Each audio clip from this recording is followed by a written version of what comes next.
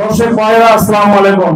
আমি দর্শক ভাইরা আপনাদের পালস বলছি, আপনারা বক্তব্য শুনতে চান না, আমি বুঝতে পারছি। আপনারা শুনতে দেখতে চান খেলা, আমি আপনাদের সাথে একমত। আমাকে 2টা মিনিট দেন, 2 মিনিটে শেষ করার চেষ্টা করবো। 2 মিনিটে আপনাদের কোনো সমস্যা হওয়ার কথা না, আপনারা হইচই করবেন না।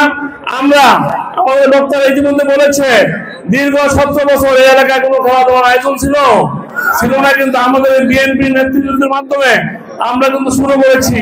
এই আমিনুল হক আমাদের ঢাকা মহানগর বিএনপির আহ্বায়ক, ওনার মাধ্যমে পুরো বাংলাদেশে আমরা খেলা ছড়িয়ে দিচ্ছি। আমরা যখন আপনাদের মতো বয়স ছিল, তোমাদের মতো বয়স ছিল, আমরা এরকম খেলাধুলা উপভোগ করতাম, কিন্তু বাংলাদেশ থেকে এই খেলাগুলো হারিয়ে গেছে।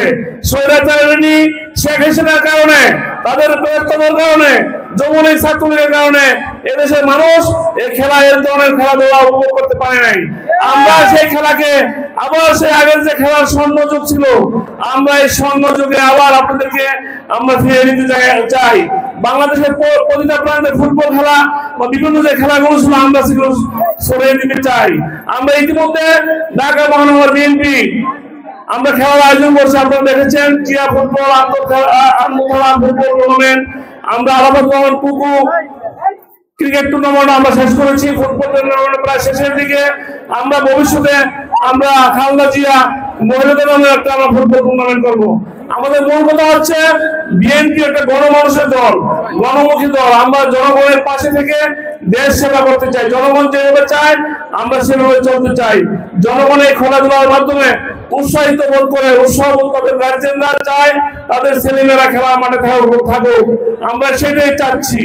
একজন বলেছে খেলাধুলার মাধ্যমে আমাদের ছেলেমেয়েরা কিন্তু মাদক থেকে দূরে থাকার সুযোগ পায়। আমাদের খেলাধুলার মাধ্যমে আমাদের ছেলেরা অন্যায় পথে যাতে না যেতে পারে সেই সুযোগ থাকে। আমরা এই জন্য এইসব কাজ করে যাচ্ছি। আমার বক্তব্য শেষ করছি এখনই। আপনারা শুধু আমাদের জন্য দোয়া করবেন। আমরা দেশের মানুষের পাশে থেকে দেশ সেবা করতে চাই। আমার পার্টির ভারপ্রাপ্ত চেয়ারম্যান তারেক রহমানের নেতৃত্বে আগামী নির্বাচনে যদি বিএনপি আল্লাহর রহমতে ক্ষমতা আসে, আমরা বাংলাদেশের প্রতিটি এলাকায় আমরা এই খেলাধুলাকে ছড়িয়ে দিতে চাই। বিশেষ করে দক্ষিণখান এলাকায় আমরা একটা খেলা মাঠ করার আমাদের ইচ্ছা আছে। আপনারা খেলোয়াড়রা খুশি হবেন। আমাদের আমিনুল হক সাহেব বলেছে আমরা ঢাকা শহরের বিভিন্ন এলাকায় আমরা খেলার মাঠগুলো করবো। আপনারা বিরক্ত হয় না? আমরা দেখেন বিভিন্ন জায়গায় যে খেলার মাঠগুলো ছিল সবগুলো ছাত্রলীগ যুবলীগ দখল করছে। খেলার মাঠের পাশে ঈদের ব্যবসা করছে, ভালো ব্যবসা করছে। খেলার মাঠের এক পাশে রেখে খেলার মাঠগুলো তারা বন্ধ করে ফেলছে। এই জন্য আপনারা খেলাধুলা করতে পারেন নাই। আমরা সেই স্বর্ণযুগ আবার ফিরে এনে এই দেশবাসীকে আমরা উপহার দিতে চাই। আপনারা আমাদের জন্য দোয়া করবেন, আমার নেত্রী খালেদা জিয়ার জন্য দোয়া করবেন, আমার নেতা ভারপ্রাপ্ত চেয়ারম্যানের জন্য দোয়া করবেন।